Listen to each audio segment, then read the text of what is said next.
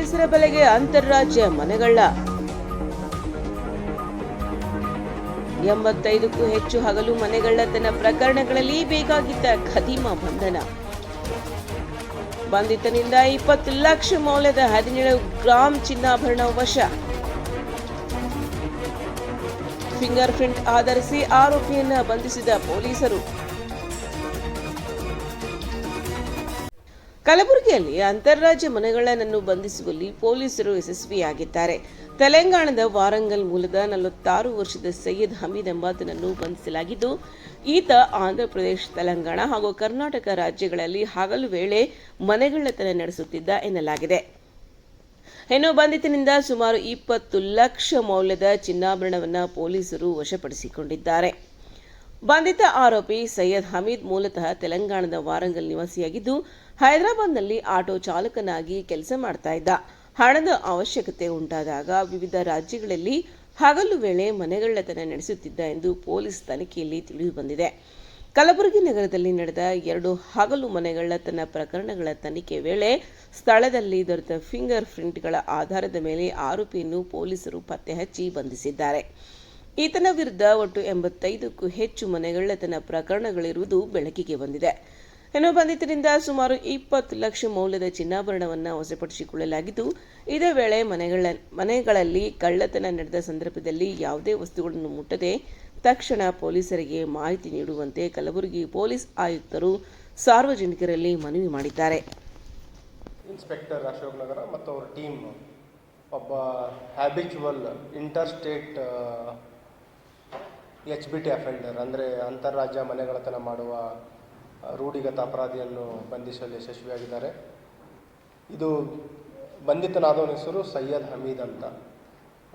Basically ತೆಲಂಗಾಣದ ವಾರಂಗಲ್ ಮತ್ತು ಪ್ರಸ್ತುತವಾಗಿ ಹೈದರಾಬಾದ್ನಲ್ಲಿ ಆಟೋ ಚಾಲಕನ ಕೆಲಸ ಮಾಡ್ತಾ ಇದ್ದಾನೆ. ಸುಮಾರು 46 ವಯಸ್ಸಿನ ಇವನು ಇಲ್ಲಿ ಕಳೆದ ವರ್ಷ ಒಂದು ಅಪರಾಧ ಮಾಡಿದ್ದ ಅಶೋಕ್ ನಗರದ ಹೀರಾಪುರದಲ್ಲಿ, ಮತ್ತು ಈ ವರ್ಷವೂ ಕೂಡ ಒಂದು ಗೋದುತಾಯಿ ಕಾಲನಿಯಲ್ಲಿ ಒಂದು ಮನೆಯನ್ನು ಕಳ್ಳತನ ಮಾಡಿದ್ದ. ಎರಡೂ ಕೂಡ ಹಗಲು ಮನೆಗಳ್ಳತನ ಪ್ರಕರಣಗಳು.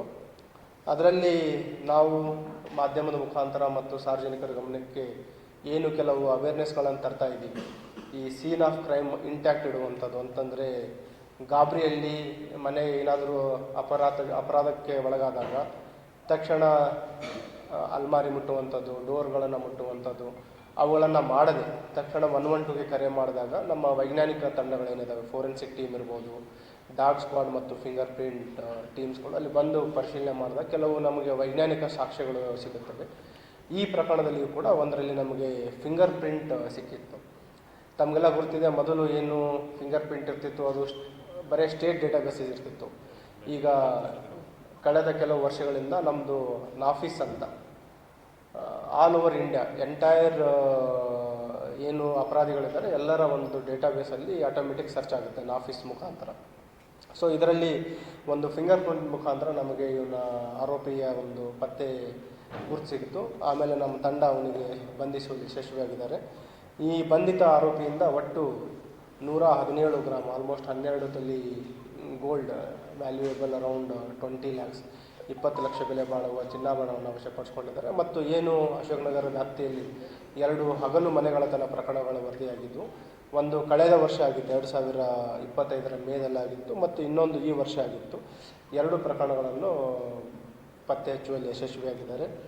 ಇವನ ಒಂದು ಹಿನ್ನೆಲೆಯನ್ನು ಚೆಕ್ ಮಾಡಿದಾಗ ಹೇಳಿದಾಗೆ ಆಟೋ ಡ್ರೈವರಾಗಿ ಕೆಲಸ ಮಾಡ್ತಾನೆ, ಮತ್ತು ಯಾವಾಗ ಹಣದ ಒಂದು ಅವಶ್ಯಕತೆ ಬರುತ್ತೆ ಇವನು ಇಂಟರ್ಸ್ಟೇಟ್ ಅಫೆಂಡರ್ ಅಂತ ಹೇಳಲಿಕ್ಕೂ ಕಾರಣ ಅಂತಂದರೆ, ಬರೀ ಇವನು ತೆಲಂಗಾಣದ ಹೈದರಾಬಾದ್ ಮತ್ತು ಇತರೆ ಜಿಲ್ಲೆಗಳನ್ನು ಅಪರಾಧ ಮಾಡದೆ ಕರ್ನಾಟಕದಲ್ಲಿಯೂ ಕೂಡ ಅಪರಾಧ ಮಾಡಿದ್ದಾನೆ.